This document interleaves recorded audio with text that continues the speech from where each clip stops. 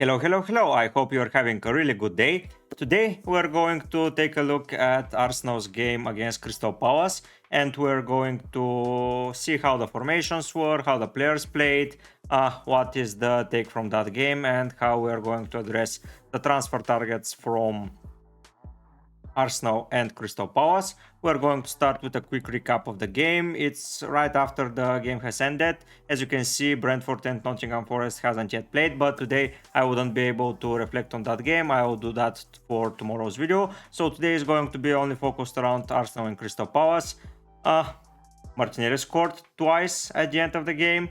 Gabriel gave the lead, then he assisted a header and it was deflected to Henderson and it counted as an own goal.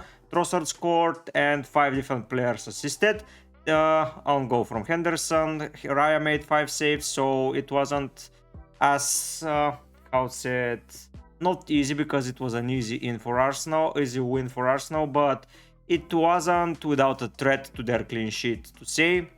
Gabriel, Martinelli and Raya received a bonus point, so all in good on that front. The bad thing from that is from 3 different goal scorers and 5 different assisters, Saka wasn't in any of the selections, as Warren, Foden or Alvarez in 3. The Gw22 didn't do much, so the right captain choice for this week is looking like it was Palmer, but I didn't kept him, at least I own him. But yeah, it was bad to watch that and Saka not being present there. Basically, this week is going to be most probably a red arrow, because the 2 players here are injured. I was expecting a lot from them, but as they were most probably injured, I will be relying on Archer and Dawson. Bowen has a slight chance to come on for West Ham, so at least I'm crossing my fingers for that, but we will see that tomorrow. And Estupinian and Dawson play against each other, so it's looking like I'm going to struggle this week, but there are some weeks like that. Basically, I have around 11 millions in the bank. I don't have a proper captain option right now. We don't know if Haaland is going to be alright, if Salah is coming back after the group stage, because there is an update from his status. Basically, he is going to miss the last game of group stage and the game if they advance after group stage, one of the games after that. So that means maybe for Gameweek 22 or max 23, as a time wise, he can be back fit even for 22. But let's be honest, I'm not buying him for 22. Maybe for 23 or 24 he becomes an option once again, but we have to see that. All in all, we're going to take a look at the game. Basically, it was all Arsenal apart from some minor moments here. They played really alright this game. They scored 5 goals. I was expecting such an output from them, but at the end I didn't get anything from that output. I didn't get a clean sheet from a defender. None of the players assisted. None of the players that I own scored. I own only Saka. He was my captain, but yeah, I was pretty disappointed. The lineup was standard. I was surprised to see Trossard instead of Martinelli, but that played well, as Trossard scored 1 goal, but Martinelli then scored 2. So we're going to start by updating the Arsenal team sheet. As you can see, we have populated up until the FA Cup 3rd round, so we are going to populate the Gameweek 21 fixture. That goes here. Let's make that bigger. Okay, it's Arsenal 5 and 0 to Palace. Palace weren't good. I mean, they played with 5 at the back, but we will get to Palace in a minute. So I'm putting this here. I was so excited that I could present to you on a defender that with good potential like Gabriel with attacking threat and everything, but then he got injured, so yeah, he wouldn't be in the transfer target list. We will update that in a minute for sure. But from that game, I can take Martinelli as a transfer target. Now with his goals scored, I believe he becomes an option once again. Saka will be added once again. Come on, what happened? Okay, come here. Okay. Alright. The average positions, as you can see, Here, Saka was advanced, but not as I was expecting him to be. 2 goals from Gabriel, a lot more offensive than Saliba. At the end, though, Martinelli was very offensive, so we can write that as a bullet point for that week. So I am putting this a little bit smaller. Let's remove this, make it smaller. And yeah, Martinelli was decent after coming on. Arsenal played well. Gabriel basically with 2 goals, so that's all right from his perspective, but need to monitor the injury.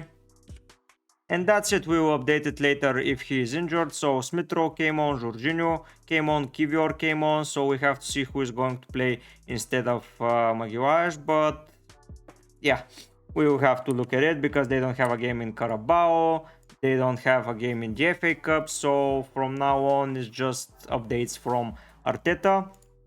But basically the standard 4-3-3, Odegaard, most advanced from the midfield 3. Okay, so that's for Arsenal.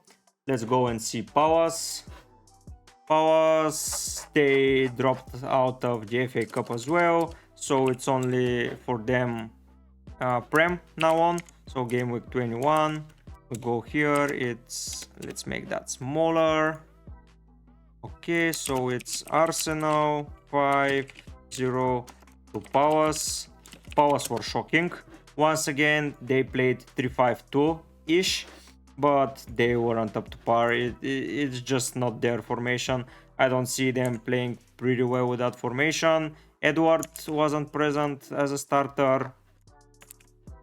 But yeah, it was tough. It was tough for sure. He didn't came on even though they needed a lot of goals, a lot of injuries, a lot of missing players. So Palace for sure are a team to target. Let's make that a little bit smaller so we can then make that bigger. Okay, going into their formation here.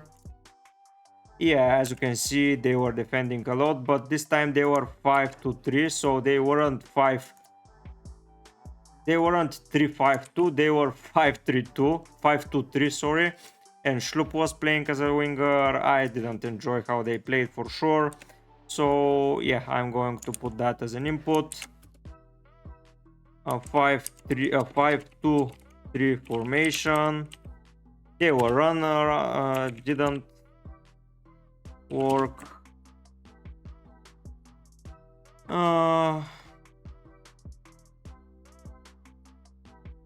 Gay got injured. Defense to target for sure. I'm not buying anyone from Palace, and I wouldn't buy anyone if I were you. As you can see, the fixtures for Palace are Sheffield, Brighton, Chelsea. They look okay on paper, so if they don't win a lot of games at that run, it's going to be hard, but for sure they are a team to target. So even Sheffield can score. Brighton, Chelsea, I wouldn't worry if I'm owning players from those sides. So Palace for sure isn't the team to invest in. Then we're going to go and add into our transfer target list more players. So it's going to be Saka in first place. So Saka's price is right now, if we go here, Saka is 9.1. So we put 9.1 M. Magalhaes, I wouldn't put him as he's injured, but Martinelli is now on the radar with that performance. Maybe he earns back his spot and he starts delivering more and more, but we have to take a look. 7.7 M. Saliba, as always, is a Saliba. If Magalhaes is out, is a good defensive cover, or let's write it in another way. Arsenal's center back partner for Saliba, as he is going to be way cheaper. Either be so Timber is unknown date, Gabriel a knock, so maybe after 5 million. Kivior, if Gabriel is out for a long time, Kivior is an option. Do they have any other defenders that I'm missing? They wouldn't go to the transfer market for sure because they have injuries. But no, it's either Kivior, Tomias is out for now, international duty. So yeah, Ben White maybe can go there, but they don't have a right back. So in defense, they're slim. But yeah, I'm adding that as a transfer target. So we improved the transfer targets. We are taking a look here. So yeah, we updated those transfer targets. We have updates on Salah. Oh, sorry. No. We have updates on Salah. He may miss up until 2 games for Egypt, or he can be back as soon as possible for Liverpool, even in 22, and become a transfer target once again in 23. We have to take a look at that.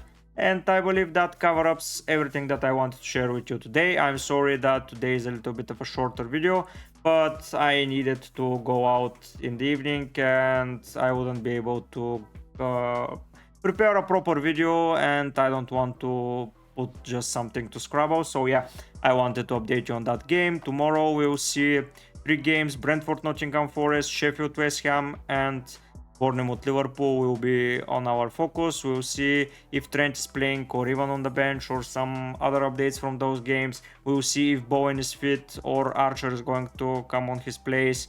And then on Monday we are going to make a video after Brighton and Wolves game, and then we'll start preparing fully for Gameweek 22. But yeah, I hope you enjoyed that video, guys. I will be keep posting daily, so stay tuned for more updates. I am hoping that you have a great weekend and see the Prem games. I hope to see you soon tomorrow, but for now, guys, I'll be heading out. Bye!